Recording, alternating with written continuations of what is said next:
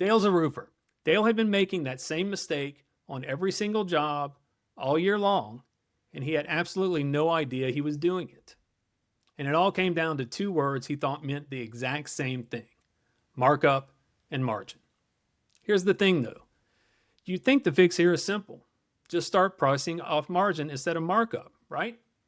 And it is that simple mathematically. But when Dale actually ran his numbers that way and saw what his biz needed to look like, he panicked a little. Because to actually hit a real 20% margin, some of his prices needed to go up more than he was comfortable with. And his first thought was, if I raise my prices, I'm going to lose jobs to guys who are still pricing the old way. He almost didn't do it. He sat on it for a couple of weeks, still bidding the old way, because the fear of losing work felt bigger than the fear of a number on a spreadsheet. Okay, so here's what actually happened once he made the switch. He started pricing every job off real margin instead of markup. And he did lose one bid early on to a guy pricing it the old way.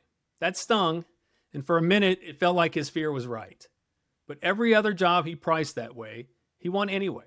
And every single one of them actually made him what he thought it would make him.